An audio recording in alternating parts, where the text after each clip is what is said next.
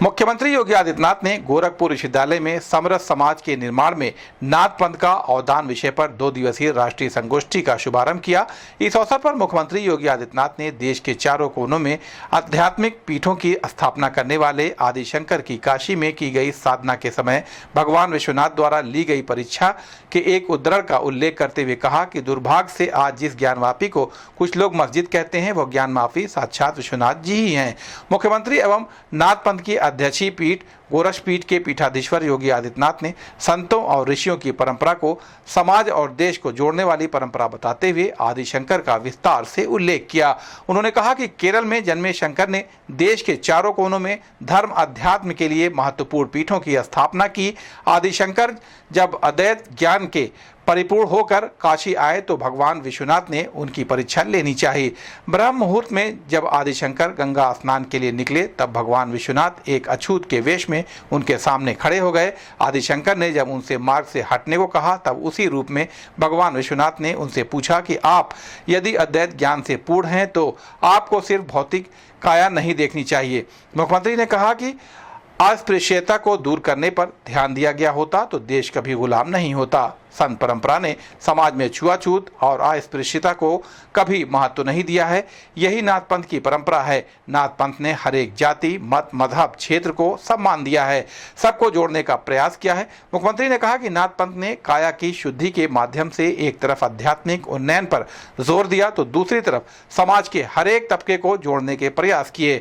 मुख्यमंत्री ने कहा कि महायोगी गुरु गोरखनाथ जी की शब्दियों, पदों और दोहों में समाज को जोड़ने और सामाजिक समरसता की ही बात है। उनकी गुरुता भी सामाजिक समरसता को मजबूत करने के लिए प्रतिष्ठित है।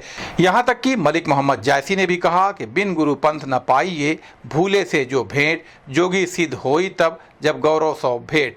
संत कबीरदास जी भी उनकी महिमा का बखान करते हैं तो गोस्वामी तुलसीदास जी भी कहते हैं, गोरख जगायो जोग, भक्ति भगायो लोग निगम नियोग सो। सीएम योगी ने कहा कि संत साहित्य की परंपरा, इसकी श्रृंखला गुरु गोरखनाथ के साहित्य से आगे बढ़ती है। उन्होंने बताया कि पीताम्बर दत्त जी ने गोरखवाड़ी को संकलित किया और इसके लिए उन्हें हिंदी में डी.लिट की उपाधि प्राप्त हुई। सीएम योगी ने सामाजिक समरसता और समता मूलक समाज को लेकर संतों की पद्धतियों, साहित्य के कुछ उद्धरण भी दिए। उन्होंने कहा कि संत रामानंद जी ने उपासना विधि की एक विशिष्ट पद्धति को बढ़ाया, लेकिन छुआछूत को कभी महत्व नहीं दिया। एक तरफ रविदास उनके शिष्य थे तो दूसरी तरफ कबीरदास। यह गोरखपुर वासियों का सौभाग्य है कि महायोगी गुरु गोरक्षनाथ जी ने एक लंबे समय तक गोरखपुर की इस पावन धरा पर अपनी साधना की थी, अपनी साधना से इसे पवित्र किया था और आज भी उनकी पावन साधना स्थली, उनसे जुड़े हुए उस समय के जुड़े हुए उनके वे चिन्ह आज भी यहां पर मौजूद हैं। उस परंपरा में आपने देखा होगा विश्वविद्यालय का कुल गीत की शुरुआत ही वहीं से होती है। तो यह संगोष्ठी भी निश्चित ही इस दिशा में, चाहे वह संतों ऋषि परंपरा का प्रतिनिधित्व करने वाली बने, चाहे वह भारतेंदु हरिश्चंद्र की निष्भाषा और उन भावनाओं का प्रतिनिधित्व करने वाला बने, चाहे वह आध्यात्मिक उन्नयन से जुड़ा हुआ मामला हो या फिर आजीविका का माध्यम, ये सभी एक दूसरे के पूरक बन सकते हैं, बशर्ते हम भी उनके प्रति उसी पवित्र भावना के साथ आग्रही बने। मैं इस पूरी संगोष्ठी के प्रति अपनी शुभकामनाएं देता हूं, आयोजकों को हृदय से धन्यवाद देता हूं और मुझे पूरा विश्वास है कि इससे जुड़े हुए कुछ व्यवहारिक पक्ष को भी हम प्रभावी ढंग से सामने रखने का कार्य करेंगे, क्योंकि केवल भाषण नहीं बल्कि उसके व्यवहारिक पक्ष को भी हम वहां जहां तहां बिखरे पड़े उन चीजों को भी समेटने का काम कर सकेंगे। कहीं पे चित्रों के माध्यम से हो सकता है, कहीं पे उन सब कार्यों के माध्यम से जो पहले परंपरा का हिस्सा था, आज वह एक प्रकार से लोग उससे अलग हटने का काम कर रहे हैं।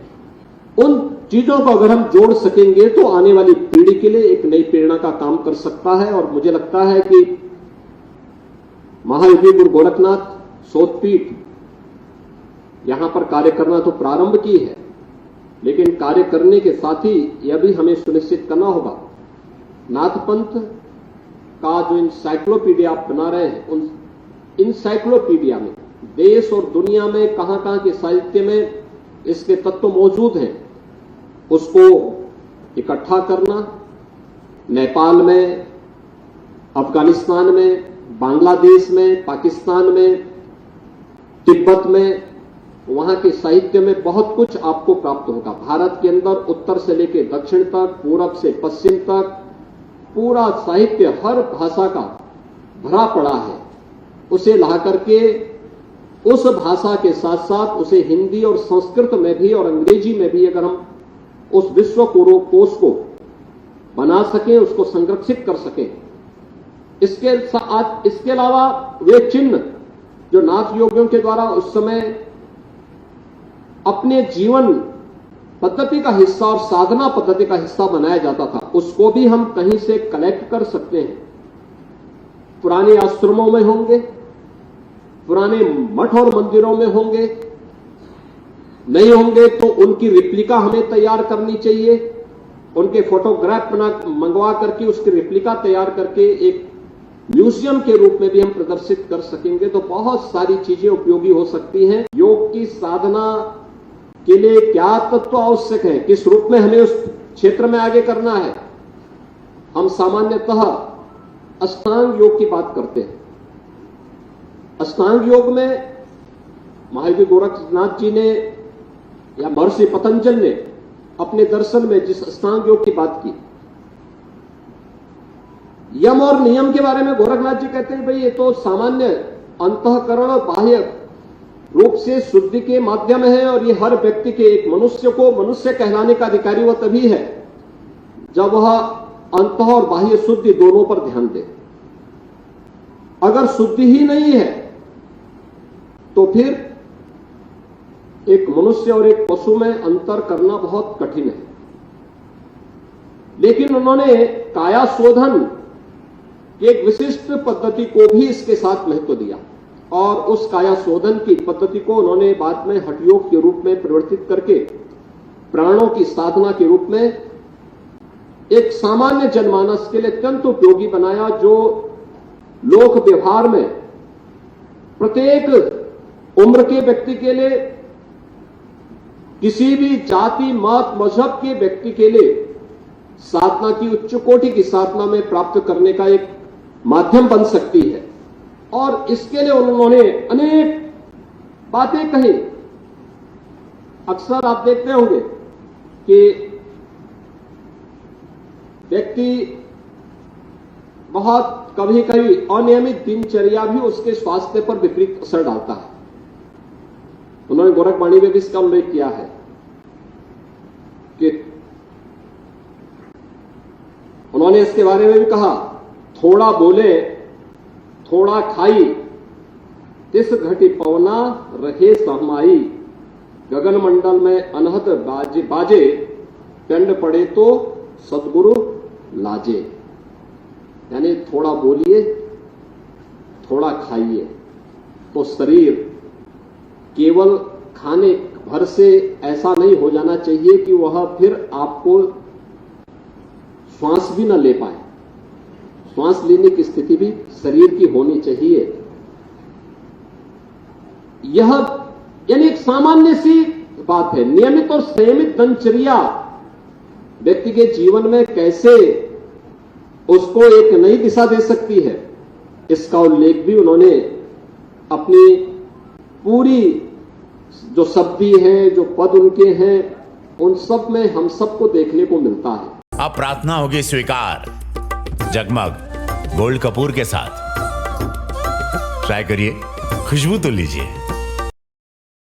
पूर्वांचल का AICTE मान्यता प्राप्त था AKTU लखनऊ से संबद्ध संस्थान Maharana Pratap institute of technology Gorakhnath Gorakhpur quality education और पूर्वांचल के अत्याधुनिक सेंटर ऑफ एक्सीलेंस में प्रशिक्षण के द्वारा 100% placement support. Admission open in BTech courses, computer science and engineering, artificial intelligence and machine learning, data science, cyber security, information technology और electronics engineering. Contact Maharana Pratap institute of technology, Gorakhnath, Gorakhpur.